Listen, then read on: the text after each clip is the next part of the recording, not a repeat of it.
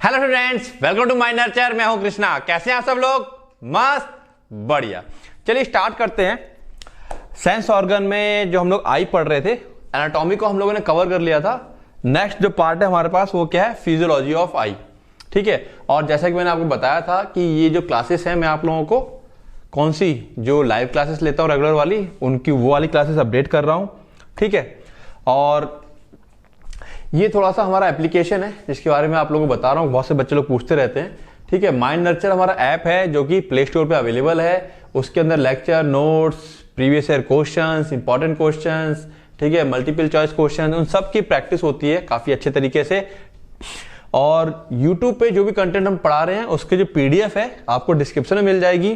ठीक है। कोई प्रॉब्लम आती है तो आप मुझे कॉल कर सकते हैं। और ये जो कोर्स है वो सिर्फ और सिर्फ 1100 रुपीज का है फॉर कंप्लीट 1 ईयर, यानी कि उसमें सेशन चेक कीजिएगा, वैलिडिटी उसमें दिखा देगा जब आप कोर्स को परचेज करते हैं। ठीक है।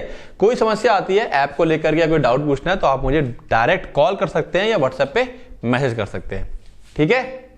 ओके, तो स्टार्ट करें अपना आज का sense organ, physiology of I. Okay, चलते हैं। ओके, तो सेंस ऑर्गन हम लोगों ने स्टार्ट कर दिया था एचएपी का चैप्टर नंबर 12, जिसमें हम लोगों ने एनाटॉमी ऑफ आई को कवर कर लिया था। आज हम पढ़ने वाले हैं फिजियोलॉजी। फिजियोलॉजी क्या होता है? बेसिकली कोई जो ऑर्गन है वो हमारा काम कैसे करता है, किस तरीके से वो अपनी वर्किंग को परफॉर्म करता है, दैट इज द फिजियोलॉजी। ठीक है, स्टार्ट करते हैं। एक्सप्लेन द फिजियोलॉजी ऑफ आई। तो फिजियोलॉजी का मतलब क्या है और फिजियोलॉजी ऑफ आई से हमें क्या समझना है, देखते हैं। The physiology of I is the study of how its various structure work. ठीक है ना, उसके जो डिफरेंट स्ट्रक्चर है, रेटिना है, प्यूपिल है, लेंस है, ठीक है, वो किस तरह से काम करते हैं, वही हमारी क्या कहलाती है? फिजियोलॉजी कहलाती है। ठीक है। टुगेदर एक साथ काम करेंगे नो डाउट, तभी प्रॉपर जो है वो विजन का काम हो पाएगा। टू कैप्चर लाइट, यहाँ पे लाइट को कैप्चर करना है, then convert it into electrical signal, उसको इलेक्ट्रिकल सिग्नल में कन्वर्ट करना है, फिर उस सिग्नल को कहाँ भेजना है? ब्रेन में, फॉर विजुअल प्रोसेसिंग की क्या चीज हम देख रहे हैं और वो चीज कैसी दिखाई देगी, ब्रेन उसको हमें बताएगा। This process known as vision, इसी को हम विजन कहते हैं। ठीक है। क्या हो गया? लाइट को कैप्चर करना, convert it into electrical signal, उसको फिर इलेक्ट्रिकल सिग्नल में कन्वर्ट करना। कैसे कन्वर्ट करता है देखेंगे आज के लेक्चर में। ठीक है। कैसे ट्रांसमिट होता है ब्रेन के पास सिग्नल, वो भी आज के लेक्चर में देखेंगे हम लोग। ठीक है ना। और इसी प्रोसेस को हम लोग विजन कहते हैं। Involve both optical and neural mechanism. Optical क्या होता है? ऑप्टिकल्स क्या होते हैं? ऑप्टिकल मतलब आप लोगों ने क्लास 12th में ऑप्टिक्स पढ़ी होगी, है ना। उसमें क्या था? लाइट वगैरह कन्वर्ज होती हैं, डाइवर्ज होती है, लेंस के बारे में पढ़ा होगा। तो वहीं से वर्ड आया ऑप्टिकल, यानी कि जो लाइट को कैप्चर करने का काम करेगा। एंड न्यूरल, जब वो लाइट अंदर जाके सेल्स के अंदर रिएक्शंस करवाती है और केमिकल के माध्यम से क्या करवा रहा है? न्यूरल सिग्नल क्रिएट करवा रहा है। ठीक है, बात समझ में आ रही है? ओके। अगर हम बात करें कि इसके अंदर अभी हमको यहाँ पे साफ साफ दिख रहा है कि दो चीजें हैं, एक ऑप्टिकल है और एक न्यूरल है। तो आंख के अंदर दो फंक्शन हो रहे हैं, 2 मेन फंक्शन या 2 फंक्शनल पार्ट होते हैं। एक जो पार्ट होता है आंख के अंदर वो ऑप्टिकल सिस्टम है, यानी कि वो फंक्शन करता है कैमरे की तरह, लाइट को कैप्चर करेगा, फोकस करता है लाइट को कहां पर? रेटिना पे। तो लाइट को कैप्चर करना और फोकस करवाना रेटिना के ऊपर, वो एक पार्ट ये हो गया। दूसरा है न्यूरल सिस्टम। जो लाइट रेटिना पे पड़ी है, रेटिना के अंदर 2 टाइप के सेल्स पाए जाते हैं, रॉड्स एंड कॉन्स। ठीक है ना। उसके अंदर क्या होता है? केमिकल रिएक्शंस होती हैं, जो कि लाइट जो होती है उसके अंदर, उस केमिकल रिएक्शन के माध्यम से उसके अंदर न्यूरल इंपल्स, तंत्रिका आवेग याद आ रहा है। ठीक है। अच्छा, कुछ वर्ड अब पुराने हैं तो इसीलिए यहां पर उसकी हिंदी नहीं लिखी है। ठीक है। एंड बिगिंस प्रोसेसिंग देम, और उसको फिर प्रोसेस करना स्टार्ट कर देता है। चलिए स्टार्ट करते हैं आगे। तो पहला पार्ट है ऑप्टिकल, देन दूसरा है न्यूरल। इन्हीं दो को समझाना है, आपकी फिजियोलॉजी कंप्लीट हो जाएगी। लेकिन इसके अलावा भी कुछ चीजें हैं इसके अंदर जो कि हमको समझनी है, पढ़ेंगे, अब बाद में आएगा, इसी में आएगा सब कुछ। द ऑप्टिकल सिस्टम, यानी कि इसमें क्या हो रहा है? Bending and focusing light. ये सारे जो चीजें हैं बेटा, ये जो वर्ड्स हैं सारे मैं डाल रहा हूँ, उसका सिर्फ एक ही रीजन है कि आपका जो एमसीक्यू आएगा ना उसमें वो बेसिक शॉर्ट फॉर्म में ही पूछेंगे। यानी कि जो इमेज फॉर्मेशन का काम है वो ऑप्टिकल सिस्टम, तो हम पूछ सकता है आंख में दो फंक्शन होते हैं, एक ऑप्टिकल और एक न्यूरल। दो फंक्शन के माध्यम से हमारी जो देखने की क्षमता है वो क्रिएट होती है। तो इस ऑप्टिकल सिस्टम का काम क्या है? The goal of the optical system is to focus a clear upside down image, very important, ठीक है, on to the central part of the retina, the fovea. Fovea centralis याद है, मैक्यूला के बीच में एक पार्ट होता है। अपसाइड डाउन, हम लोग जो भी देखते हैं उसकी इमेज हमारी आंखों में जाके उल्टी बनती है, ठीक है, और वो फिर ब्रेन उसको उल्टा, फिर उसको ब्रेन वापस उल्टा करता है, तब वो चीज हमको सीधा दिखाई पड़ती है, ठीक है। ये चीज ध्यान रखना, हम जो भी देख रहे हैं उसकी इमेज हमारी आंखों में वो कैसी बनती है? अपसाइड डाउन, सर नीचे पैर ऊपर, अपसाइड डाउन का मतलब। और ब्रेन उसको जब प्रोसेस करता है वो फिर उसको रिवर्स करके भेजता है, तो हम उसको उल्टा करके फिर देखते हैं तो वो फिर हमको सीधी नजर आती है, ठीक है। ओके, की स्ट्रक्चर्स एंड देयर रोल्स, यहाँ पे सारी चीजें पुरानी आने वाली हैं, कौन कौन से स्ट्रक्चर हैं, उसके रोल्स कुछ पहले पढ़ चुके हैं, कुछ आज देखेंगे फिजियोलॉजी के पर्पज से। तो सबसे पहले कॉर्निया, ठीक है, मेजर रिफ्रैक्टिव सरफेस। अच्छा, यहाँ पे कॉर्निया को लेकर के बच्चों में कंफ्यूजन रहती है। बच्चा जो होता है रिफ्रैक्शन यानी कि लाइट रिफ्रैक्शन पता है, याद है, भूल गए? What is refraction? कोई बताएगा रिफ्रैक्शन का मतलब क्या होता है?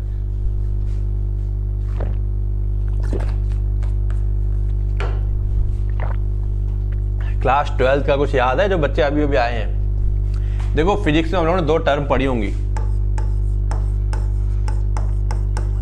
रिफ्लेक्शन और रिफ्रैक्शन। कॉन्सेप्ट क्लियर करते चलो, समझना आसान हो जाएगा। रिफ्लेक्शन में क्या होता है? किसी सरफेस से लाइट आती है और टकरा के वापस चली जाती है। रिफ्रैक्शन में क्या होता है? किसी सरफेस पे लाइट आएगी और अगर ये नॉर्मल है तो लाइट को कायदे में कैसे जाना चाहिए? बिल्कुल ऐसे निकल जाना चाहिए, बट लाइट हल्की सी क्या हो जाती है?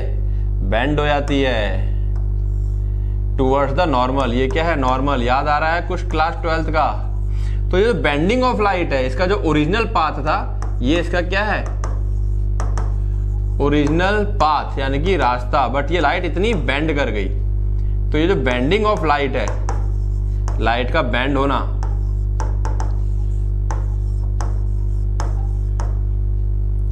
Bending of light is called refraction, ठीक है ना। इसी को हम लोग क्या कहते हैं? रिफ्रैक्शन कहते हैं। तो कॉर्निया, दो लोग मिलके, एक कॉर्निया और एक लेंस, इनका मेजर रोल होता है रिफ्रैक्शन में। जो लाइट आ रही है उसको बेंड करते हैं। फिर समझाता हूं आगे। कॉर्निया हमारी कैसी है? इस टाइप से होती है, कर्व्ड, फिर इसके अंदर लेंस है। तो जो लाइट स्ट्रेट आ रही है, जो लाइट स्ट्रेट आ रही है पहले हल्की सी यहां बेंड होती है, फिर हल्की सी और यहां बेंड हो जाती है। इसी तरह जो लाइट यहां आ रही है पहले हल्की सी यहां बेंड होती है, ठीक है, फिर ये इसको और बेंड कर देता है और थोड़ा पीछे बन गया वो, और यहीं पर हमारा क्या होता है? रेटिना होता है ये, ठीक है। और नो डाउट यहां पर हमारा क्या भरा हुआ होता है? याद आ रहा है? Aqueous humour.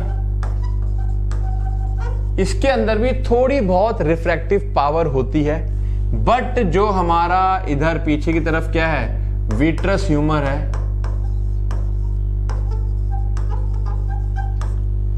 उसका और लेंस का जो रिफ्रैक्टिव इंडेक्स यानी कि म्यू, फिजिक्स के टर्म की बात कर रहा हूं मैं, यहां से कुछ लेना नहीं है, वो दोनों बराबर होता है। तो विट्रस ह्यूमर का कोई खास रोल नहीं होता है रिफ्रैक्शन में। उसका काम होता है कि यहां तनाव बना रहे ताकि लाइट अपना प्रॉपर रास्ता फॉलो करे और क्लियर रास्ता रहे, वहां पे किसी प्रकार की सेल डेब्रीज या बैक्टीरिया वगैरह ना हो, उसको ये विट्रस ह्यूमर साफ करता रहता है। लास्ट लेक्चर में हम लोगों ने ये पढ़ा था और सीखा था, याद आ रहा है? क्लियर है बातें? चलिए, तो cornea major refractive surface, lens से भी ज्यादा रिफ्रैक्शन का काम ये करता है, ध्यान रखना। लेंस एकोमोडेशन करवाता है, लेंस एकोमोडेशन करवाएगा। सारी चीजें क्लियर होंगी बारी बारी से। जो भी कंफ्यूजन है यहां पर क्लियर कर लेना, क्योंकि यहां से आया हुआ क्वेश्चन एक तो एमसीक्यू में बच्चा गलत करता है और फिजियोलॉजी में लिख नहीं पाता, क्योंकि रटता है उसको बैठ करके, क्लियर होती नहीं बातें, तो फिजियोलॉजी बच्चा लिख नहीं पाता है। ध्यान से, रिफ्रैक्शन का मतलब क्लियर हो गया होगा। तो कॉर्निया मेजर रिफ्रैक्टिव सरफेस है, bends most of the light, मतलब ज्यादातर जो लाइट होता है उसको यही बेंड करता है। The clear dome shaped front surface of the eye, हम जानते हैं आंख में शुरुआत में जो एकदम क्लियर साफ सुथरा एकदम और डोम शेप कर्व शेप में जो रहता है उसको कॉर्निया कहते हैं। It is the eyes most powerful lens. अब हम कहेंगे लेंस तो सर अंदर है, हम इसको लेंस नहीं बोलते हैं, तो एक्चुअल में ये भी लेंस है, ठीक है, और ये भी लेंस है, बट हम लोग लेंस इसी को क्यों बोलते हैं? एक्चुअली ये बाई कॉन्वेक्स है। ये वाला लेंस कैसा है? बाई कॉन्वेक्स, ऐसा कह सकते हैं हम लोग, ठीक है ना। और क्योंकि लाइट को बेंड करता है, बेंड करने की क्षमता लेंस में होती है, और ये हमारा जो हाफ लेंस हम लोग पढ़ते आते हैं ना इस तरीके से, याद है, इस टाइप से जो हाफ लेंस होते हैं, तो ये इस तरह से हाफ लेंस की कैटेगरी में आता है। ये क्लास 12th की फिजिक्स अगर थोड़ी सी भी आपको याद आ रही होगी तो ये बात समझिए, आधा लेंस है, ये पूरा लेंस है। बट लेंस जो है मेन हम इसको बोलते हैं, इसको कॉर्निया बोलते हैं। तो बट लेंस वाला काम कर रहा है तो इसको हम लेंस बोलेंगे, बट नाम इसका कॉर्निया है तो कॉर्निया के नाम से फेमस है। इसको हम प्रॉपर लेंस बोलते हैं तो वो लेंस के नाम से फेमस है, ठीक है। तो आंसर है कि कभी जब क्वेश्चन आएगा एमसीक्यू वाला तो उसमें और चीजें क्लियर हो जाएंगी कि किस तरह से इसकी आंसरिंग करनी है। ये भी एक पावरफुल लेंस होता है, providing about 2/3 of the eyes total focusing power. जो आंख की फोकसिंग पावर होती है ना, उसमें 2/3 काम यही करती है, कौन? कॉर्निया। फिर ये क्या काम करता है? लेंस। लेंस का मेन काम होता है अकोमोडेशन का, कि दूर का देखना है या पास का देखना है, उसको सेट करने का मेन काम लेंस का होता है, ठीक है।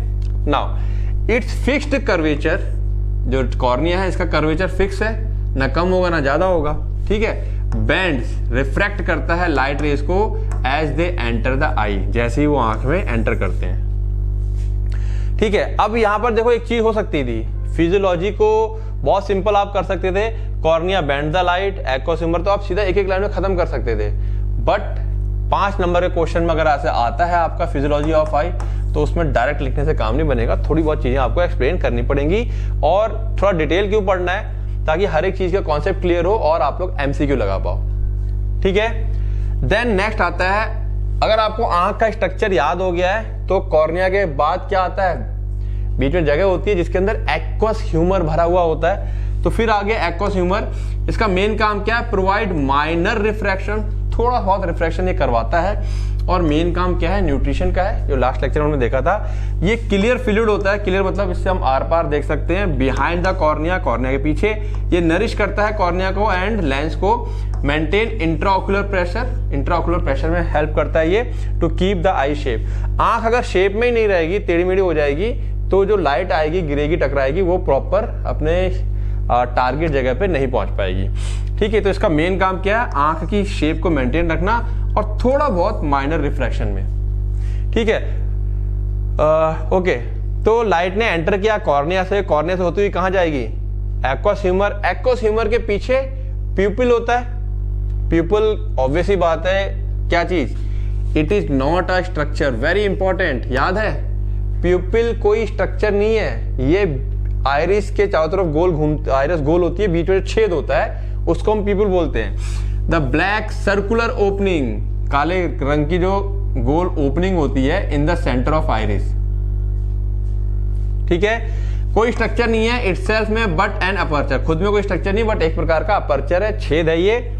It's size changes to control the amount of light, ये इसका मेन फंक्शन है, ठीक है। जो लाइट आ रही है, कितनी लाइट अंदर जाएगी, कॉर्निया ने तो बहुत सारी लाइट बेंड करके अंदर भेज दी, पूरी लाइट आई, सबको बेंड करके अंदर भेज दिया जाओ, लेकिन आइरिस डिसाइड करेगा कि लेंस के पास कितनी लाइट जाएगी, ठीक है ना। तो control the amount of light entering the eye, तो वो काम कौन कर रहा है? प्यूपिल कर रहा है। आइरिस क्या कर रहा है? आइरिस प्यूपिल के साइज को छोटा या बड़ा करता है। द कलर्ड प्यूपिल जो होता है वो आइरिस की वजह से बना हुआ होता है। तो इस टॉपिक को जो प्यूपिल वाला है, आप इसको इंदर भी डाल सकते हैं, ठीक है, कोई दिक्कत वाली बात नहीं है। The coloured part of the eye, आंख का जो कलरिंग पार्ट होता है, आइरिस की वजह से ही ब्लैक, ब्राउन या ग्रीन या ब्लू दिखाई पड़ता है, हमको ये बात याद है। It is muscular diaphragm, diaphragm क्या होता है? एक तरह की कवरिंग होती है। That contract and expand to change the size of pupil, pupil के साइज को बदलने के लिए ये एक्सपेंड करती है, कॉन्ट्रैक्ट करती है ताकि साइज छोटा बड़ा हो जाए। कैसे? अगर ब्राइट लाइट होगी, अब इसका भी काम है, ठीक है, पीपल क्या कर रहा है, अमाउंट ऑफ लाइट को कंट्रोल कर रहा है, बट पीपल को कौन कंट्रोल कर रहा है? आयरिस कंट्रोल कर रही है। अगर लाइट बहुत तेज है, आयरिस की मसल्स क्या कर जाएंगी, कॉन्ट्रैक्ट कर जाएंगी, पीपल कॉन्स्टेंट कर जाएगा, गेट स्मॉलर, ठीक है। ये कॉन्ट्रैक्ट करती हैं। देखो कोई मसल है, सपोज, ये बात को ध्यान ऐसे लंबा लंबा लेते हैं तो ज्यादा अच्छा समझ में आएगा। जैसे सपोज ये मसल्स है, कोई लेट ये मसल है, अगर ये क्या कर रही है, कॉन्ट्रैक्ट कर रही है, तो ये कॉन्ट्रैक्ट कर रही है तो ये लंबी लंबी से हो जाती है, ठीक है, ये आंखों में है, और जब ये रिलैक्स करेगी तो वापस से छोटी हो जाएगी। तो समझाओ, इमेजिन करो, ठीक है। जब ये कॉन्ट्रैक्ट कर रही है तो पीपल क्या कर रहा है, कॉन्स्टेंट कर रही है, यानी कि कॉन्ट्रैक्ट कर रहा है तो ये और ज्यादा यहां तक आ जाएगी, लंबी लंबी हो जाएंगी ये, तो ये छोटी हो जाती है, ठीक है। To limit the light intake and prevent the bleaching of the retina. Retina के पास अगर बहुत ज्यादा लाइट चली जाती है, कई बार देखा एकदम ब्लीचिंग का मैं आप लोगों को कॉन्सेप्ट बताऊं, आप लोगों ने शायद बचपन में किया होगा, ऐसे आंखों पे आप टॉर्च लगा लेते हो, कई बार देखा आंखों पे टॉर्च लगा, आंख खोले फिर आंखों में अंधेरा छा जाता है, कभी कभी आंखें कहते हैं चौंधिया आ गई, बहुत तेज लाइट पड़ती है, फिर कुछ पल के लिए, कुछ सेकंड्स के लिए अंधेरा छा जाता है, दैट इज अ ब्लीचिंग। तो कुछ दिखाई नहीं पड़ेगा उतने समय के लिए, ठीक है। डिम लाइट में क्या होता है, आयरिस मसल रिलैक्स, ये रिलैक्स हो जाएंगी, ठीक है, वापस से रिलैक्स होकर छोटा हो जाएगा तो ये साइज बड़ा हो जाएगा। पीपल डायलेट कर जाता है, get larger to maximise the light intake, ताकि ज्यादा ज्यादा लाइट अंदर आ सके। तो ये सब फिजियोलॉजी के अंदर आपको मेंशन करना पड़ेगा कि याद कैसे रखोगे, लाइट की एंट्री होती है, ऐसे याद रखोगे, लाइट ने एंट्री की, सबसे पहले कौन टकराया, कॉर्निया, कॉर्निया ने क्या किया, रिफ्लेक्ट करके आगे भेज दिया, उसके आगे कौन आया, एक्वस ह्यूमर, उसने थोड़ा बहुत रिफ्लेक्ट किया, बट ज्यादातर काम उसका क्या था, प्रेशर मेंटेन रखना ताकि साइज और शेप बना रहे आंख का। उसके आगे उसको क्या मिली, लाइट को, पीपल, भाई कितनी बड़ी है, छोटी बड़ी, उसी के हिसाब से वो अंदर जाएगी। पीपल को कौन कंट्रोल कर रहा है, आयरिस। तो ये जो इस तरह से सीक्वेंस आपको याद रहेगा, तो यहां पर आपको फिर रटने की जरूरत नहीं है, दिमाग में सेट है। तो जब इतनी बातें आप पढ़ के जाओगे ना, तो जो लिख के आओगे उसमें आपको 5 में से 5 पूरे नंबर मिल जाएंगे। ध्यान रखना, अगर आप, मैं डायरेक्ट यहाँ पे लिखता कि कॉर्निया पे लाइट गई, फिर यहाँ गई, कॉर्निया ने लाइट को रिफ्लेक्ट कर दिया, एक्वस ह्यूमर ने थोड़ा बहुत रिफ्लेक्ट किया, फिर पीपल ने ऐसा किया, वो डायरेक्ट चीजें जो है एग्जाम में आपको लिखने में दिक्कत करेंगी। यहां से आपके पास कुछ कंटेंट रहता है कि आप लिख पाओगे। ओके, देन कहां पहुंची लाइट, लेंस के पास, ठीक है। लेंस कैसा होता है, फ्लेक्सिबल होता है, ट्रांसपेरेंट स्ट्रक्चर होता है, लोकेटेड बिहाइंड द आइरिस।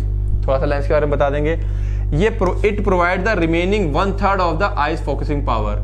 थोड़ा बहुत उसने बैंड कर दिया था, बाद की बचा कुछ ये बैंड कर देता है, तो 1/3 पावर ऑफ द आई, ठीक है। पावर ऑफ द आई या पावर ऑफ लेंस याद है आपको, equal to 1/4 focal length. Physics का फॉर्मूला है ये, यहां पे यूज नहीं करना है, बस बता रहा हूं मैं, ठीक है। इट्स की function is accommodation, and what is accommodation is nothing but the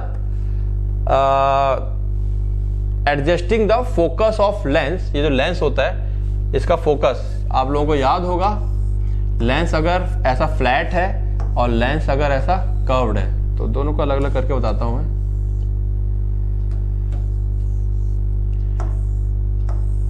lens अगर ऐसा फ्लैट है तो ऐसी स्थिति में क्या होता है, दूर तक फोकस जाता है इसका, और लेंस अगर कर्व्ड है तो ये ज्यादा बेंड करता है, पास में ही बेंड कर देगा लाइट को। तो यहां पर हम कहते हैं इसकी बेंड, कर्व्ड वाले की, क्योंकि यहां ज्यादा थिकनेस हो जाती है, बेंडिंग पावर ज्यादा है, इसकी बेंडिंग पावर कम है। तो जब हमको पास का पढ़ना या देखना है तो लेंस ऐसा हो जाता है, दूर का करना है तो लेंस ऐसा हो जाता है। ये जो लेंस अपना कर्वेचर को चेंज कर रहा है, इसको हम फ्लैट बोलते हैं, इसको सर्कुलर बोल देते हैं, इसी चीज को अकोमोडेशन कहा जाता है। अभी इसको हम डिटेल में अलग से क्वेश्चन लेके आया हुआ हूं, ताकि क्योंकि क्वेश्चन ही एग्जाम में आ रहा है, एक्सप्लेन अकोमोडेशन या व्हाट इज अकोमोडेशन। तो लेंस क्या करेगा, अकोमोडेट करेगा, दूर का देखना है तो ऐसा हो जाएगा, पास का देखना तो ऐसा हो जाएगा, और लाइट को फोकस करेगा कहां पर, रेटिना के ऊपर। लेंस से जैसी लाइट आगे निकलेगी उसको मिलेगा विट्रस ह्यूमर। इसका मेन काम क्या है, maintain shape and aids in light transmission, कि लाइट प्रॉपर तरीके से रेटिना के पास चली जाए। अच्छा, रेटिना भी क्या है, सेल्स और टिश्यू है।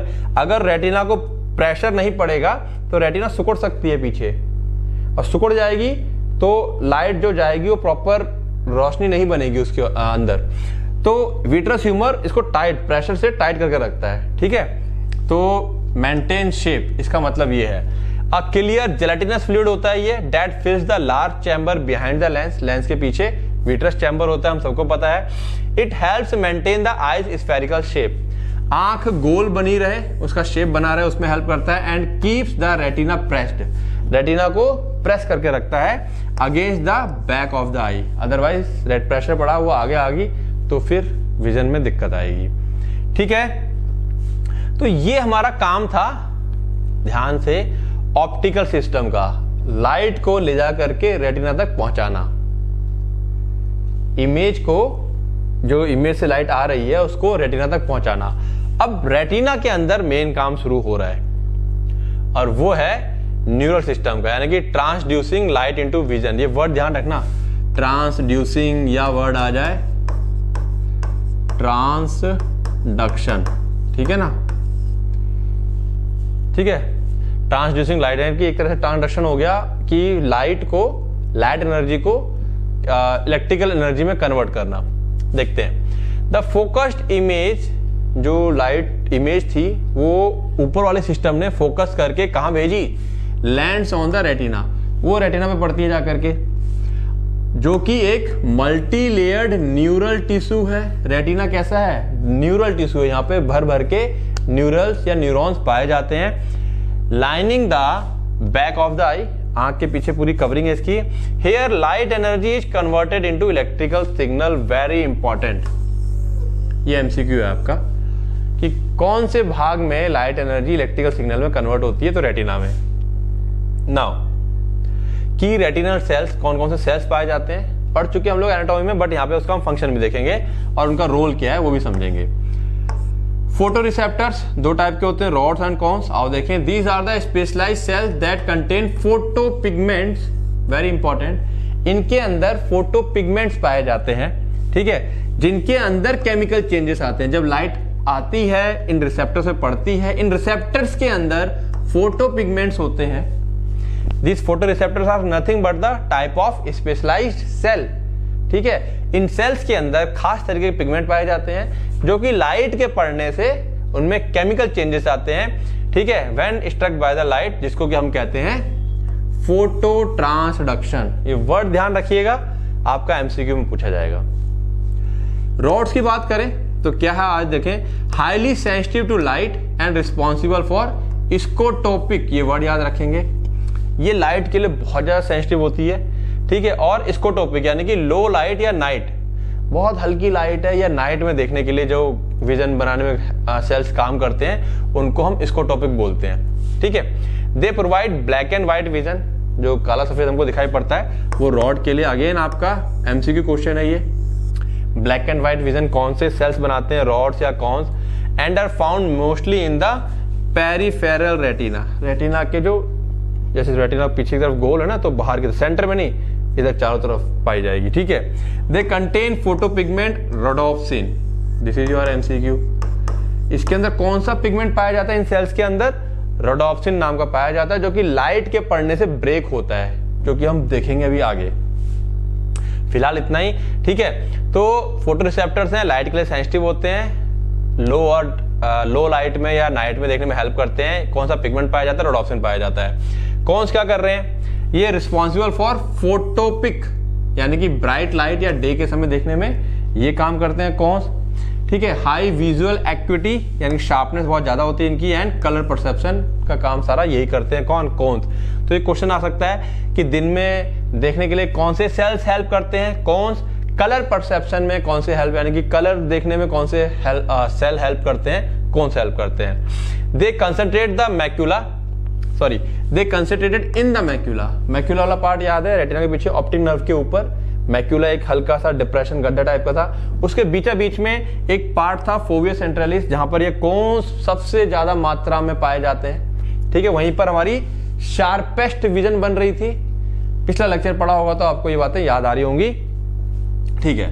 मैक्यूला है with the highest density in the central fovea, central fovea में इसकी हाईएस्ट डेंसिटी होती है। इसके अंदर जो पिगमेंट पाया जाता है वो एडोप्सिन होता है, ठीक है। और ये जो कोन्स होते हैं 3 टाइप के होते हैं, each sensitive to different wavelength. अलग अलग जो वेवलेंथ होती है लाइट की, ब्लू, ग्रीन, रेड की, तो अलग अलग वेवलेंथ के लिए अलग अलग टाइप के कोन्स के सेल्स होते हैं जो कि सेंसिटिव होते हैं। ठीक है, तो जिस टाइप की लाइट आएगी, अब न्यूरॉन्स का क्या हो रहा है, न्यूरल सिस्टम में क्या हो रहा है, अगर डिम लाइट है तो ये वाले एक्टिव हो रहे हैं, डे लाइट है तो ये वाले सेल्स एक्टिव हो रहे हैं, इनके अंदर जो एडॉप्सिन पिगमेंट है वो एक्टिवेट हो रहा है। ठीक है, अब उसके बाद क्या होगा, bipolar cells, these cell receive signal from the photoreceptors. यहाँ पर रात है तो यहाँ से, दिन है तो यहाँ से क्या लेंगे, सिग्नल जो आगे पास होता है बाइपोलर सेल के पास।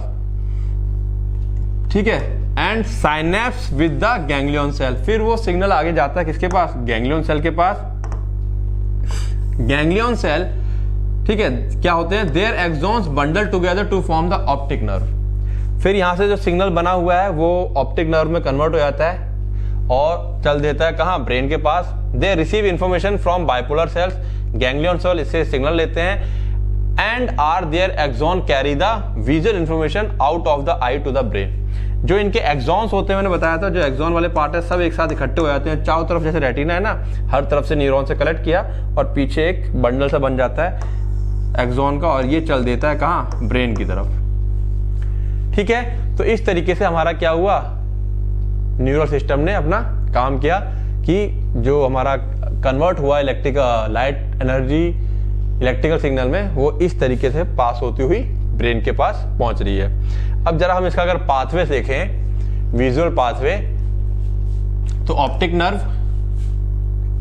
ये ऑप्टिक नर्व थी हमारे पास, ठीक है, जो कि गैंग्लियन सेल ने बनाई थी, वहां से होता हुआ ऑप्टिक चैज्म, यानी कि the two optic nerve meet here, दोनों आंखों से जो ऑप्टिक नर्व है वो यहां मिलती हैं, उसको ऑप्टिक चैज्म कहते हैं। Then optic tract, the reorganise bundle of the nerve fibre after the chiasm, यहां पर दोनों मिलती हैं और फिर रीऑर्गेनाइज होती हैं, आगे जाकर के थोड़ी थोड़ी जाके बढ़ती है, किसको कहां जाना करके।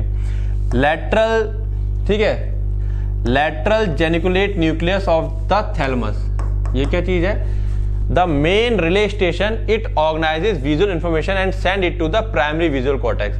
ठीक है, ये जो होता है ऑप्टिक ट्रैक्ट होता है वो यहां पहुंचता है थैलेमस के पास, कहां पहुंचा, थैलेमस के पास, जो कि मेन रिले स्टेशन है, मैसेज को कन्वे करता है। आंख से मैसेज पहले यहां आया, थैलेमस फिर इसको आगे भेजेगा कहां पर, कोर्टेक्स के पास। अगर आपको ऐसे याद रखना तो ऐसे याद रख सकते हैं। ठीक है, फिर क्या हो रहा है, ऑप्टिकल रेडिएशन, कोर्टेक्स में जाने के बाद फाइबर्स फैन आउट, रेशे फैल जाते हैं, जो इसके वो आ रहे हैं रिले स्टेशन पे आकर के, जो ये फाइबर्स थे, नर्व फाइबर्स, ये फैल जाते हैं आगे जाकर के from the LGN to the visual cortex. Now primary visual cortex, यानी कि ये प्राइमरी विजुअल कॉर्टेक्स मेन, अब ये मेन के पास पहुंचेंगे, कहां से होते हुए हमारे जो न्यूरॉन्स हैं फाइनली कहां पहुंच रहे हैं, प्राइमरी विजुअल कॉर्टेक्स के पास पहुंच रहे हैं, जो कि ऑसिपिटल लोब में पाए जाते हैं। न्यूरॉन वाला नर्वस सिस्टम जो हम लोगों ने पढ़ा है, वहां पर ब्रेन के अंदर कौन सा भाग है जो कि देखने में हेल्प करता है, तो आपको याद होगा ऑसिपिटल लोब आपने पढ़ा होगा। तो किस तरीके से ऑप्टिक नर्व सिग्नल पहुंचा रही है ऑसिपिटल लोब तक, ये वो कहानी है। ठीक है, तो ये at the back of brain, यहां से इधर पीछे की तरफ पाया जाता है, तो इसलिए जब हम लोग कई बार काम करते हैं ना बहुत ज्यादा, तो ये दर्द करता है हम लोगों का। This is where basic visual features like orientation, motion, कैसा है ओरिएंटेशन देखने में, आड़ा तिरछा, मूव कर रहा है कि नहीं कर रहा है, स्पेशियल फ्रीक्वेंसी, ठीक है, एक के बाद एक कितने लोग जा रहे हैं, ये सारी चीजें यहाँ प्रोसेस हो रही हैं। ठीक है, from here information is send to higher visual area, sorry, यहां से फिर और हायर विजुअल एरिया की तरफ, यानी कि उसी में और आगे हिस्से होते हैं। अगर कॉम्प्लेक्स प्रोसेसिंग करनी होती है, like object recognition, face perception, चेहरा कैसा है, चेहरे की बारीकियां समझनी है, तो फिर वो थोड़ा सा और आगे उसी के अंदर सेंटर्स होते हैं, इसी के अंदर ही है। तो मेन हमारा क्या आ जाएगा, ऑसिपिटल लोब, यहीं पे हमारी सारी कहानी हो रही है। इस तरीके से फाइनली जो न्यूरल सिग्नल है हमारा, वो ऑसिपिटल लोब जो ब्रेन का पार्ट है वहां तक पहुंच रहा है। क्लियर है बातें? ठीक है, ओके। अब यहां पर आप एक बात को ऐड कर सकते हो, मैं बताता हूं आप लोगों को।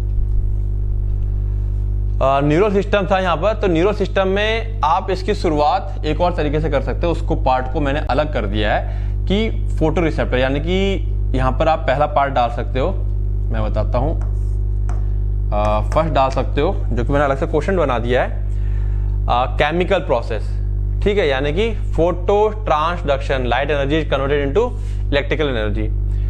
तो न्यूरल सिस्टम में पहुंचने से पहले हमारा केमिकल प्रोसेस होता है, जिसको सिंपल हमने बता दिया कि हाँ लाइट एनर्जी कन्वर्ट हो रही है रोड्स में इस तरीके से, और कॉन्स में ये सब चीजें होती हैं, ये वाला केमिकल पाया जाता है जो हेल्प करता है कन्वर्ट करने में।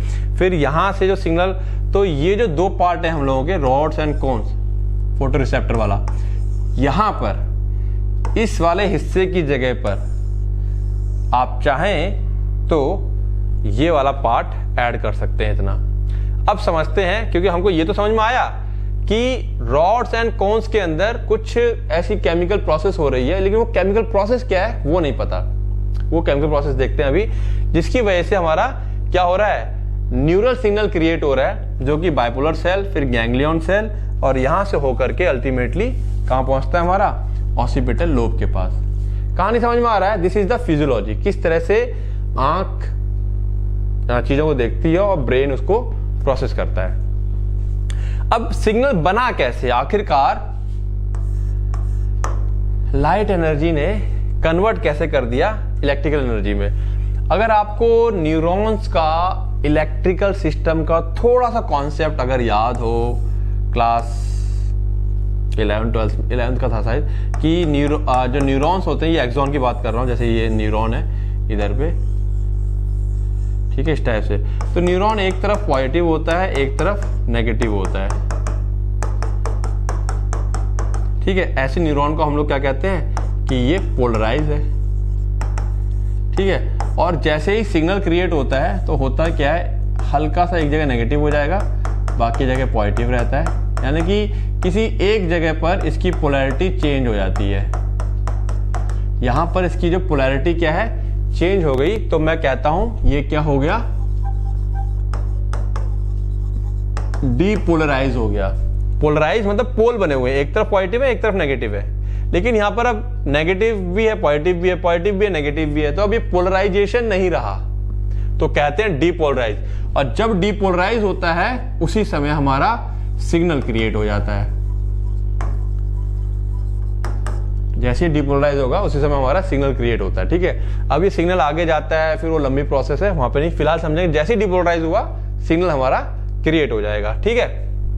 तो देखो यहां पे हो क्या रहा है, photo transduction is the biochemical cascade. Cascade का मतलब होता है एक लंबी चेन रिएक्शन होती है, ये मतलब स्टार्ट हो जाएगी तो 7, 8, 10 स्टेप में जाके प्रोसेस कंप्लीट होती है, ठीक है। स्टार्ट होगी तो रुकेगी नहीं, फिर 7, 8, 10 स्टेप पूरे होते हैं, that is the cascade. Biochemical living things के अंदर होने वाली केमिकल प्रोसेस है, इन रॉड्स एंड कोन्स दोनों में होती है, जो कन्वर्ट करती है लाइट एनर्जी यानी कि फोटोन्स को इनटू इलेक्ट्रिकल सिग्नल। कैसे, आओ देखते हैं। कह रहा है कि अगर डार्क, हम लोग आंखें बंद हैं, अंधेरे में है, ठीक है, सो रहे हैं, नॉर्मल अंधेरे में बैठे हुए हैं, उस समय जो फोटो रिसेप्टर सेल होते हैं इज डीपोलराइज्ड, ठीक है। ये क्या रहते हैं, डीपोलराइज रह रहे हैं, और डीपोलराइज रहने की वजह से, ये देखो डीपोलराइज है, ठीक है। डीपोलराइज रहने की वजह से constantly releasing a neurotransmitter glutamate, जिसकी वजह से यानी कि एक तरह से हम कह सकते हैं कि सिग्नल्स लगातार क्रिएट हो रहे हैं, तो एक न्यूरोट्रांसमीटर होता है ग्लूटामेट नाम का, वो लगातार ये रिलीज करते रहते हैं अपने अंदर से, ठीक। तो वैसे मैंने कहा कि सिग्नल, या तो यहां पर हम कैसे समझेंगे, यहां ऑलरेडी सिग्नल लगातार क्रिएट हो रहे हैं, लगातार क्रिएट हो रहा है, और आखिरी में जाकर के यहाँ पर केमिकल्स होते हैं कुछ, वो रिलीज होते हैं, ठीक है। और वो केमिकल जब जो रिलीज हो रहा है यहाँ पर, उस केमिकल का नाम क्या है, ग्लूटामेट, जो कि ये एहसास करवाता है क्या कि कोई लाइट यहाँ पे मौजूद नहीं है, क्योंकि ये तभी रिलीज होता है जब डार्क होगा। क्या होगा, डार्क होगा। When light hits rhodopsin, rhodopsin को हिट करे या एडोप्सिन को हिट करे, फर्क नहीं पड़ता। When light hit rhodopsin of rods, rods के अंदर पिगमेंट होता है रोडोप्सिन नाम का, तो जैसी लाइट पड़ी उसके ऊपर हिट किया इसने, it breaks down into retinal and opsin. Rhodopsin जो है वो दो केमिकल में ब्रेक हो जाता है, रेटिनल में और ऑप्सिन में, triggering a second messenger CGMP cascade. उसके बाद एक सेकंड मैसेंजर क्रिएट होता है और उसकी चेन सीरीज एक स्टार्ट हो जाती है। इससे होता क्या है, this cascade ultimately causes the cell to hyperpolarise, become more negative, ठीक है ना। अब हुआ क्या, ये हाइपर, देखो हाइपर पोलराइज हो गया ये, यानी कि अब ये उल्टा हो गया ये, यानी कि यहां से ये कंडीशन ये आ गई यहां पर, ठीक है, हाइपरपोलराइज हुआ ये। तो कह रहा है हाइपरपोलराइज हो गया, become more negative. More negative का मतलब अंदर की तरफ ज्यादा नेगेटिव हो गया, बहुत ज्यादा नेगेटिव हो जाता है। Okay, hyperpolarisation stops the release of glutamate, यानी कि सिग्नल जाना बंद हो गया। अब बात समझना, ये कौन सा सिग्नल है? ये एक नेचुरल, आंख बंद है तो नेचुरल सिग्नल लगातार जा रहा था कि हाँ लाइट नहीं है, लाइट नहीं है, लाइट नहीं है। कैसे पता, कैसे पता, कैसे पता? Glutamate, glutamate, glutamate. ठीक है, ये बात को समझने की कोशिश करो। तो जो फोटो रिसेप्टर्स होते हैं सेल्स, वो लगातार ग्लूटामेट नाम का केमिकल रिलीज करते जा रहे हैं अपने अंदर से। ठीक है, एक खास केमिकल है। जैसे ही लाइट पड़ती है तो हमारा जो रोडोप्सिन है रॉड के अंदर, और ध्यान रखेंगे जो फोटोप्सिन है किसके अंदर? एडोप्सिन के अंदर, ये ब्रेक कर जाते हैं। इट ब्रेक डाउन इनटू, ये वर्ड क्या मिस हो गया क्या इसके अंदर? अच्छा, ब्रेक डाउन से टू एक था इसके अंदर, मैं मेंशन कर दूंगा। दो केमिकल थे, कोई यहाँ मेंशन नहीं है। तो दोनों अपनी अपनी जगह ब्रेक होते हैं। रॉड का पिगमेंट रेटिनल ऑप्शन में ब्रेक होता है, और जो इसका पिगमेंट है वो रेटिनिल और एक और केमिकल उसमें ब्रेक होता है। ठीक है, यहाँ शायद मिस हो गया है, मैं बता दूंगा अभी तुम लोगों को, समझो बात को। ठीक है, फिर से आते हैं। डार्क कंडीशन है, फोटोरिसेप्टर सेल डिपोलराइज हो रखे हैं। डिपोलराइज का मतलब बताया मैंने। तो लगातार उसके अंदर से न्यूरोट्रांसमीटर ग्लूटामेट निकल रहा है। ठीक है, तो ग्लूटामेट एक तरह से सिग्नल भेजता है कि भाई लाइट नहीं है, तो कुछ करने की जरूरत नहीं, पड़े रहो आराम से। तो फिर जैसी आंख खोली, लाइट आई, लाइट ने हिट किया रोडोप्सिन को, जो कि रॉड के अंदर पाए जाते हैं। तो रोडोप्सिन टूट जाता है रेटिनल में और ऑप्सिन में, और ट्रिगर करता है सेकंड मैसेंजर कास्केड, यानी कि साइक्लिक जीएमपी का जो मैसेंजर है इसको ट्रिगर कर देता है। This cascade ultimately causes to hyperpolarise. इसकी वजह से जो ये रिसेप्टर सेल्स हैं, फोटोरिसेप्टर सेल्स हैं, ये हाइपरपोलराइज हो जाते हैं। हाइपरपोलराइजेशन स्टॉप कर देता है ग्लूटामेट को। जो ग्लूटामेट यहाँ बन रहा था वो चलना बंद हो जाता है। रिड्यूस्ड ग्लूटामेट रिलीज, यानी कि जो ग्लूटामेट निकल रहा था वो रिड्यूस हो गया, या कम हो गया, या खत्म हो गया। Alters the activity of bipolar cells. ठीक है, जो इसके बाद जो बाइपोलर सेल्स है ना, इनकी एक्टिविटी में चेंजेस आ जाता है ग्लूटामेट के बंद होते। पहले जो ग्लूटामेट आ रहा था, सपोज समझो जो ग्लूटामेट आ रहा था, ये जो बाइपोलर सेल थे ये इसको रिसीव कर रहे थे। तो बाइपोलर सेल देख रहे हैं कि ग्लूटामेट है, मतलब हमें कुछ करना ही नहीं है, पड़े रहो शांत। जैसे ही आना बंद हो गया, ये एक्टिव हो गया, क्योंकि ग्लूटामेट आना बंद हो गया मतलब लाइट आ गई है। ठीक है, अब लाइट आई है तो कोई ना कोई सामने से आंखों में आएगी, किसी का मतलब जो भी चीज सामने दिख रही होगी। ठीक है, तो बात को समझो। This changes in glutamate release is the signal that communicate. ठीक है, ये जो ग्लूटामेट के रिलीज में चेंज आया है, यानी कि कम हो गया या खत्म हो गया, ये एक सिग्नल होता है जो कम्युनिकेट करता है। क्या ये बोल रहा है? इस सिग्नल का मतलब है light has been detected. Bipolar cell signal भेज रहे हैं ब्रेन में, लाइट आ गई है, लाइट आ गई है। अब लाइट आ गई तो खाली लाइट नहीं आती है, सामने से इमेज भी आती है, कि लाइट इमेज को लेके आती है। ठीक है, to the adjacent bipolar cell. ठीक है, ओके। तो ये जो लाइट हैज बीन डिटेक्टेड, ये एक सिग्नल दिया जा रहा है, कम्युनिकेट किया जा रहा है किसको? बाइपोलर सेल को। Now which then relay the signal to the ganglion cell. फिर वो बाजू वाले गैंग्लियन सेल को भेज देते हैं, और अल्टीमेटली ब्रेन के पास भेज देते हैं कि देखो लाइट आई है, और लाइट इस टाइप से है, देखो क्या है क्या नहीं है। ठीक है, तो इस तरीके से सिग्नल हमारा कहां पहुंचा? ब्रेन के पास। तो केमिकल्स टूटते हैं, और उन केमिकल्स की वजह से सिग्नल्स क्रिएट हो रहे हैं। ठीक है, तो ये चीज थोड़ा समझना था। This is the photo transduction. तो कहीं ना कहीं फिजियोलॉजी में ये पार्ट आपको मेंशन करना है, उसको वैसे कर लो, या इस वाले पार्ट को ज्यादा बेटर रहेगा यहां मेंशन कर दो तो ज्यादा बेटर रहेगा। ठीक है ना, मैं देख लूंगा अगर इसमें कुछ चेंजेस हो सकते हैं तो कौन सा बेटर रहेगा, वैसा मैं इसको फाइनल नोट्स में करके आप लोगों को दे दूंगा। ओके, ठीक है, क्लियर हो गया। और सेम जैसे इसमें ये था, रॉड के अंदर रोडोप्सिन जो होता है वो ब्रेक कर जाता है रेटिनल और ऑप्सिन के अंदर, उसी तरीके से जो हमारा ये है, कहां गया? आ गया एडोप्सिन है, ये ब्रेक कर जाता है दो अलग अलग केमिकल में। उसके नाम यहां मिस हो गए, मैं ऐड कर दूंगा नोट्स के अंदर, चेक कर लेना उसको। ठीक है, लिखे थे मैंने, शायद इसको एड करने में चल मिस हो गया वो। क्लियर है? नाउ इंपॉर्टेंट टॉपिक इसके ऊपर क्वेश्चन डायरेक्ट आ रहे हैं, प्रीवियस ईयर क्वेश्चन में कई बार आ चुके हैं प्रीवियस ईयर में, ठीक है। अकोमोडेशन के ऊपर क्वेश्चन लिखिए, 3 नंबर 5 नंबर में दोनों में धड़ल्ले से आ रहा है क्वेश्चन। ये आंख से एक तो वही एनाटॉमी वाला क्वेश्चन आ रहा है ज्यादातर, और एक अकोमोडेशन वाला क्वेश्चन बहुत ज्यादा पूछे जा रहे हैं ये अलग अलग स्टेट में, ठीक है। तो ध्यान रखेंगे इसका। अब इसके लिए आपको थोड़ा सा फिर से याद दिला दूं, याद आपको नहीं होगा, थोड़ा आंख का स्ट्रक्चर पे लेके आता हूं मैं, जिनका हमारे पास काम है। अगर आपको याद हो तो समझो, ये लेंस है हमारे पास, ठीक है। लेंस से पतले पतले धागे से जुड़े रहते हैं जिसे हम जोन्यूल्स कहते हैं, और ये धागे सिलियरी मसल से जुड़े रहते हैं। अगर आपको अभी भी याद नहीं आ रहा है तो पिछले वाला लेक्चर देखिएगा, उसका डायग्राम चेक कीजिएगा। लेंस से धागे जुड़े रहते हैं, ठीक है, और उन धागों से सिलियरी मसल्स जुड़ी रहती हैं। कुछ नहीं है, सिंपल सा कॉन्सेप्ट, इसमें कॉन्ट्रैक्ट और रिलैक्स वाला समझो। ये जोन्यूल्स हैं, यही मैं समझा देता हूं।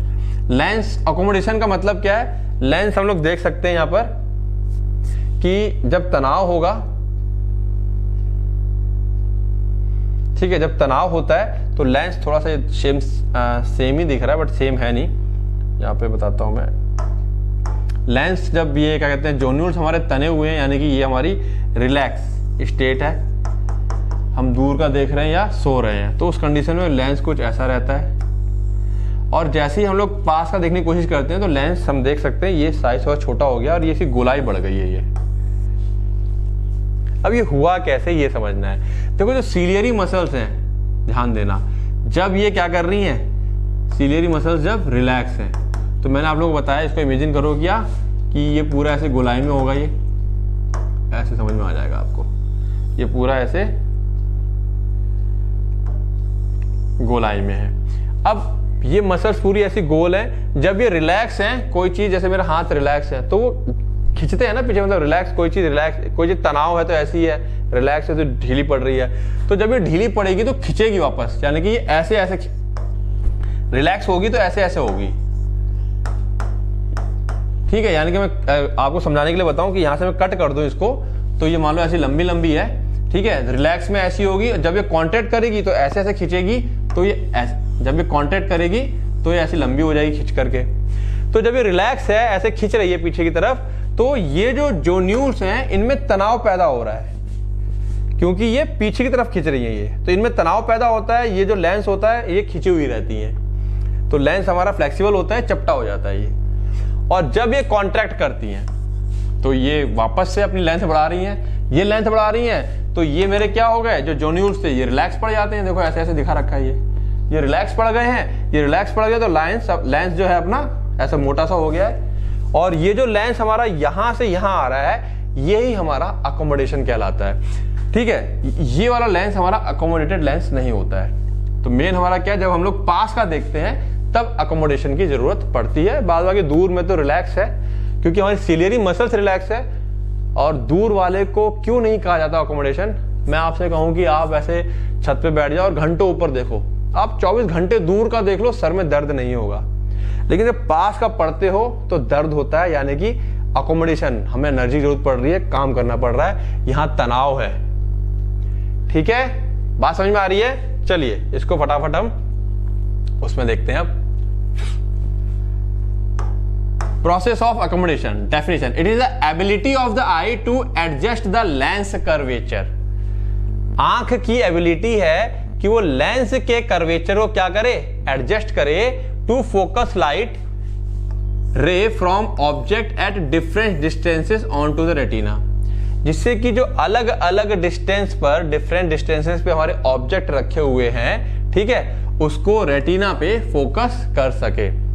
अब इसको देखो, अब जरा यहाँ हम हमेशा एक चीज को देख नहीं रहे, यानी कि जैसे कि आप मेरे को देख रहे होगे, ठीक है, या कभी बाहर ऑब्जेक्ट देख रहे हो, एक पेड़ पास में है या सामने गाड़ी आ रही है, एक पास में एक दूर में, दोनों को साथ ही तो देख रहे हो आप, तो ये दोनों साथ में भी हो रहे हैं, ठीक है। तो उसका भी एक अलग क्राइटेरिया होता है, लेकिन फिलहाल मोटा मोटा अगर हम बात करें, पास का देखना है या दूर का देखना है, उसके साथ में यहाँ बात चल रही है। तो अलग अलग डिस्टेंस पे देखने के लिए जो हमारा फोकस है वो रेटिना पे ही गिरे आकर के, उसके लिए जो लेंस है अपना कर्वेचर एडजस्ट करता है, ठीक है। The lens has elastic, lens is elastic, lens elastic होता है, and it's curvature controlled by, very important, इसका जो कर्वेचर है वो कंट्रोल किया जाता है ciliary muscles and suspensory ligaments, जो कि जोनुलर फाइबर ऑफ जिन कहलाते हैं। क्लियर है बातें? समझ लो बेटा यहां पर, क्योंकि ये थोड़ा सा जो सेंस ऑर्गन है थोड़े से पेचीदे हैं। यही वजह रही थी कि थोड़ा सा ये डिले भी हुए थे करके, क्योंकि यहाँ पर चीजों को थोड़ा बारीकी से समझना है, टर्मिनोलॉजी बहुत ज्यादा है। Accommodation mainly help in near vision, ध्यान रखेंगे इस चीज का। अकोमोडेशन का मतलब हम दूर का देखना नहीं होता है, अकोमोडेशन मतलब पास का देखते हैं, तब अकोमोडेशन की जरूरत पड़ रही है। मैकेनिज्म की बात करें तो स्टेप 1 या स्टेट 1, यानी कि एक कंडीशन ये है कि हम दूर का देख रहे हैं, यानी कि एट रेस्ट हैं। सीलियरी मसल्स क्या होंगी? रिलैक्स होंगी। The ring of ciliary muscle is at largest diameter, वो रिलैक्स है तो फैली हुई है, पूरी छोटी सिकुड़ जाएंगी, ठीक है। सस्पेंसरी लिगामेंट जो जन्यूल्स हैं वो टॉट या टाइट, वो टाइट हो जाते हैं, मैंने बताया अभी आपको।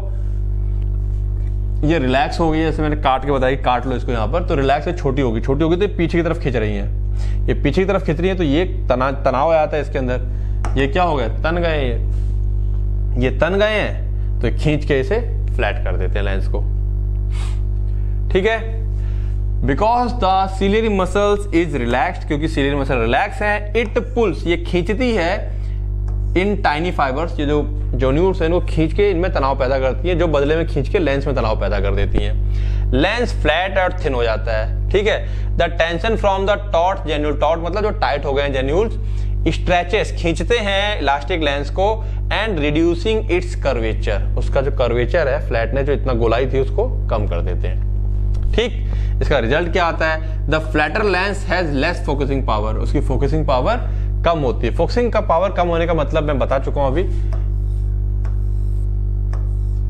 एक लेंस ऐसा है जो लाइट आ रही है उसको जितना पास में फोकस कर दिया जाएगा, उसकी फोकस पावर उतनी ज्यादा मानी जाती है, ठीक है। Power equal to 1 focal length, जितनी कम फोकस उतनी ज्यादा पावर, जितना ज्यादा फोकस होगा उतनी कम पावर कहलाएगी, ठीक है,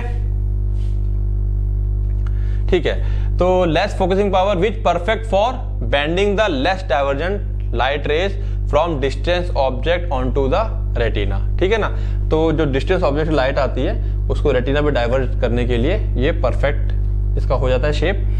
दूसरा काम लें, अगर स्टेट लें दूसरी, तो focusing on near object, this is the accommodation, जब हमें पास का देखना है। This is the active process, ये एक्टिव प्रोसेस है क्योंकि इसमें सीलियरी मसल्स में तनाव आएगा, ठीक है। When you decide to look at something close like a book, जब आप कोई चीज पास का देखना चाह रहे हैं, जैसे कि बुक है, तो होगा क्या?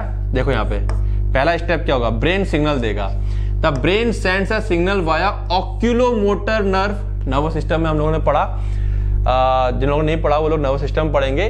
ऑक्यूलोमोटर नर्व होती है जिसे क्रैनियल नर्व 3 कहते हैं, इसके माध्यम से सिग्नल दिया जा रहा है मसल कॉन्ट्रैक्शन। ये सिग्नल लेके कहां जाती है? सीलियरी मसल्स के पास। The signal causes the ciliary muscles to contract, ciliary muscles क्या हो रही हैं? कॉन्ट्रैक्ट हो रही हैं, ठीक है। लिगामेंट्स क्या हो जाएंगे? रिलैक्स हो जाएंगे। देखो जब पिक्चर दिमाग में सेट होगा ना, ये कॉन्ट्रैक्ट हो रहे हैं, मसल्स का कॉन्ट्रैक्ट होने का मतलब इसकी लेंथ बढ़ जाएगी, ठीक है। तो लिगामेंट्स रिलैक्स हो रहे हैं। जब स्ट्रक्चर दिमाग में सेट होगा तो प्रोसेस इजीली समझ में आएगी।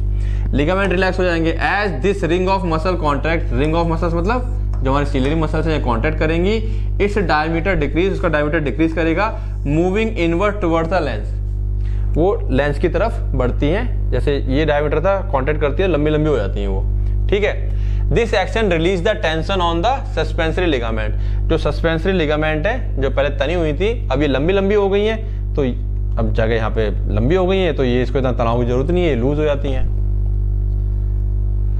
This action release the tension on the suspensory ligament which become slack, slack मतलब ढीली पड़ जाती है, फिर वो लेंस क्या हो जाएगा? बल्ज, बल्ज मतलब फूल जाएगा, है ना। कुछ खींच के हमने लेंस को खींच के पतला किया हुआ था, ये छोड़ दिया तनाव तो फिर से फूल जाएगा ऐसे, ठीक है, बल्ज हो जाएगा, okay. The lens is naturally elastic, वो इलास्टिक तो नेचुरली होता है, with the tension from the zonules gone, जैसे ही जो टेंशन था वो जेन्यूल्स रिलीज हो जाते हैं, ढीले पड़ जाते हैं, तो उसका लेंस का टेंशन भी खत्म हो जाता है। It is free to spring back into the more natural thicker and more spherical shape, और नेचुरली वो ऐसा ही रहना चाहता है लेंस हमारा, वो तो रिलैक्स स्टेज में खींच रखा था उसको, तो अपने नेचुरल शेप में तुरंत चला जाता है, मोटा हो जाता है, थिक हो जाता है। ठीक है। Increased power, this increased curvature of the lens give its refractive greater refractive power. अब उसका जो कर्वेचर बढ़ गया है, थिकनेस बढ़ गई है, तो रिफ्रैक्टिव पावर बढ़ गई है, यानी कि पास में फोकस कर पाएगा, allowing it to bend the more divergent light rays coming from the near object and focus them sharply onto the retina। अब इसमें देखो होता क्या है, मोर ज्यादा से ज्यादा जो लाइट होती है, डाइवर्जेंट लाइट होती है, ठीक है, उनको कन्वर्ज होती है, डाइवर्जेंट फैलती हुई आ रही है। डाइवर्जेंट मतलब यहाँ से भी लाइट आ रही है, यहाँ से भी आ रही है, यहाँ से भी आ रही है, यहाँ से भी आ रही है, ये डाइवर्जेंट लाइट है। इनको सबको फोकस करके पास में ले आता है, मतलब सभी लाइट को, ज्यादा लाइट को फोकस कर पाता है ये, और हम बिल्कुल शार्प, कोई चीज पास में है तो बहुत क्लियरिटी से देख पाते हैं उसको। ठीक है। तो लिखने का तरीका है, ये वर्ड अगर आप लिखने में प्रॉब्लम आती है तो सिंपल लिख सकते हो कि ऐसा कर्वेचर होने से उसका फोकस पावर बढ़ जाता है, तो पास की चीजें हम अच्छे से और साफ सुथरी देख पाते हैं। इस तरीके से आप नॉर्मल वे में भी लिख सकते हो। ठीक है। ठीक है। Focus them sharply on to the retina. ठीक है, क्लियर है? That's it, this is all about the accommodation. इसको आप थोड़ा सिंपल वे में कर सकते हो, बट क्योंकि 5 मार्क्स में आएगा तो फ्लैट एंड लेंस है, कैसे फ्लैट हो रहा है, कौन सी चीज स्ट्रेच हो रही है, कौन सी चीज लूज हो रही है, कौन सी मसल्स, तो उसके बारे में मेंशन करना पड़ेगा, या उसको लेकर के एमसीक्यू आ जाते हैं। तो ये बात आपको पता होनी चाहिए कि कौन सी मसल्स रिलैक्स करती हैं, क्या चीज रिलैक्स कर रही है और क्या चीज स्ट्रेच कर रही है, उसी हिसाब से हमारा लेंस पतला होगा या मोटा हो जाएगा। ठीक है, क्लियर है बातें? ओके, तो आई की एनाटॉमी फिजियोलॉजी खत्म हो गई। नेक्स्ट पार्ट में हम जो इसका अगला वाला पार्ट है उसको लेके आएंगे, आई थिंक ईयर है तो उसको करेंगे। ठीक है, तो पढ़ो, रिवाइज करो, और कोई प्रॉब्लम आएगा तो मुझे कॉल कर सकते हो, कॉल नहीं करना है तो व्हाट्सएप पे मैसेज कर सकते हो। ओके, चलिए मिलते हैं कल। Good night.